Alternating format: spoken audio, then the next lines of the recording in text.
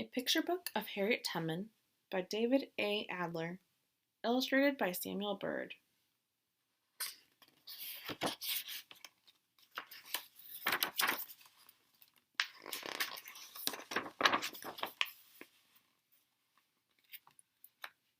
Harriet Tubman was born in 1820 or 1821 on a large plantation in Dorchester County, Maryland.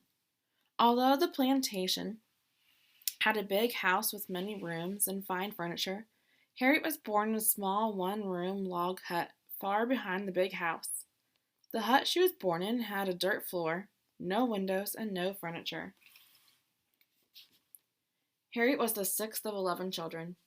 Her father, Benjamin Ross, and her mother, Harriet Green, were both slaves. They were owned by Edward Brodess.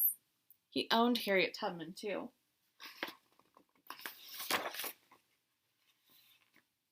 The slaves worked hard all day, but they weren't paid. Harriet hated slavery. She was wild and often beaten. She was not willing to do as she was told. One time, when Harriet was hired out to work for someone else, she saw a bowl filled with lumps of sugar. She said later, "Now you know, I never had anything good. No sweet, no sugar, and that sugar right by me did look so nice." She took one lump from the bowl. Harriet's mistress, Miss Susan, saw her take it and chased after her with a whip. Harriet ran from the house and hid with the pigs. She ate potato peelings and other scraps until she was so hungry she had to go back. When she did, she was whipped again and again.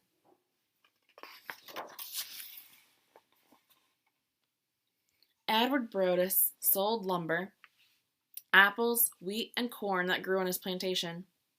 Sometimes he took slaves he owned and sold them, too, down the river to plantations farther south. Harriet saw 2 of her sisters taken away in chains. Harriet was afraid that one day she would also be sold. When Harriet was a young girl, abolitionists, people against slavery, were beginning to speak out and protest. Abolitionist newspapers were being published.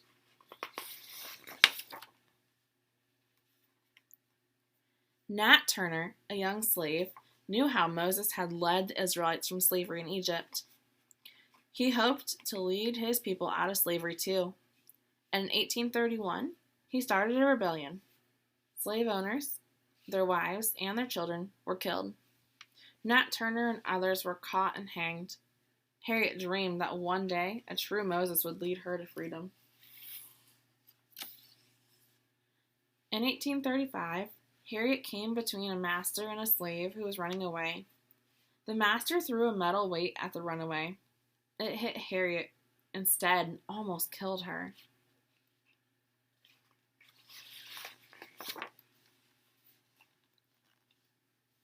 Harriet had a deep cut in her forehead that never fully healed.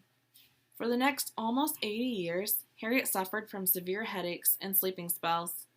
But she survived and thanked God for saving her. After the accident, she often prayed. In 1844, Harriet married John Tubman, a free man. They lived in his cabin near the Brodess plantation. Harriet was thinking about running away. She wanted John to join her, but he wouldn't. He said that if she ran off, he would tell her master, and soon the patrollers and their dogs would be after her. But Harriet had made up her mind. She started planning her escape.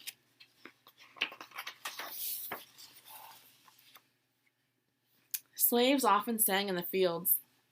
The afternoon before Harriet ran off, she sang too, and in the words of her song was a message to the other slaves. "When the chariot comes, I'm going to leave you. I'm bound for the promised land."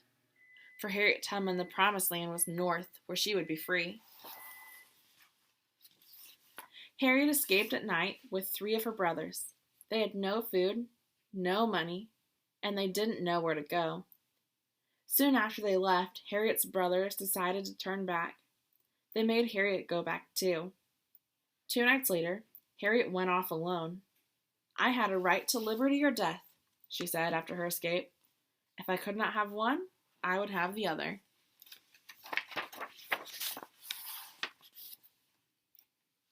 Harriet ran to the house of a white woman who had once offered to help her. The woman told Harriet which house to go to next.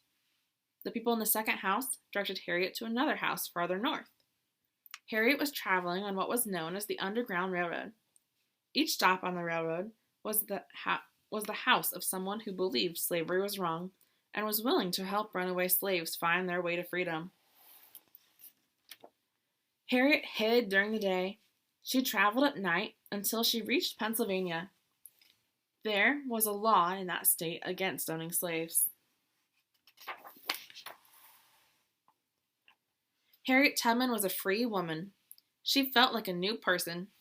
She said later, "The sun came like gold through the trees and over the fields, and I felt like I was in heaven." During the years between 1850 and 1860, Harriet worked as a cook, dishwasher, and cleaning woman. She used much of the money she earned to make 19 trips south to lead about 300 slaves to freedom. Many of them were her own relatives.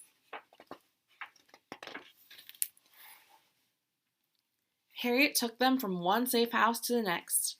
Sometimes she led them as far as Canada. She was a conductor on the Underground Railroad. At times, Harriet disguised herself as a week-old woman or as a man. She used songs as a secret code. When the runaways were hiding and it was safe to come out, they sang a joyful song, "Hail, oh hail, ye happy spirits." The runaway slaves always recognized Harriet's deep, husky voice.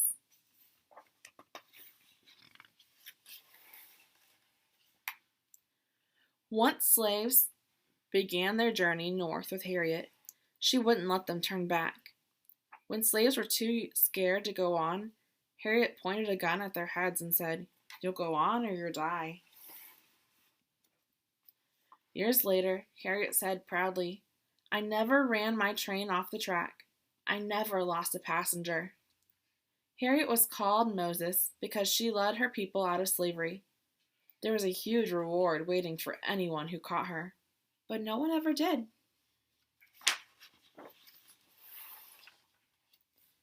In 1858, Harriet met John Brown, a leader of the movement to end slavery. He called her one of the best and bravest people in America. He called her General Tubman.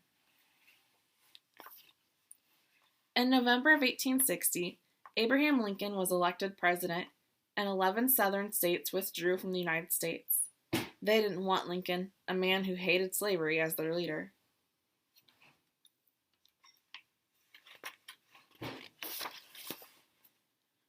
The war between the North and the South, the Civil War, began on April 12, 1861. During the war, Harriet Tubman worked as a nurse and a spy for the Northern Army. She went into enemy territory and led hundreds of slaves to freedom. She helped care for slaves who ran north during the fighting.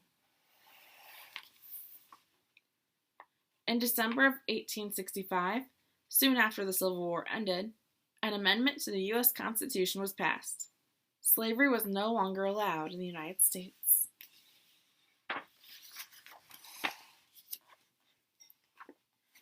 After the war, Harriet Tubman returned to her home in Auburn, New York. John Tubman had died in 1867. In 1869, Harriet married a former slave and soldier for the Northern Army, Nelson Davis. In Auburn, she went from house to house selling vegetables. Wherever she went, she was asked to tell about her adventures on the Underground Railroad. Harriet Tubman helped many former slaves who came to her in Auburn. She supported the suffragist movement, the fight for the right of women to vote in the United States. Harriet helped establish a home in Auburn for sick, poor, and homeless Black people. When she moved into that home in 1911, she was old and weak. "I can hear them bells a-ringin'. I can hear the angels singing," she said. Soon after that, on March 10, 1913, she died. She was more than 90 years old.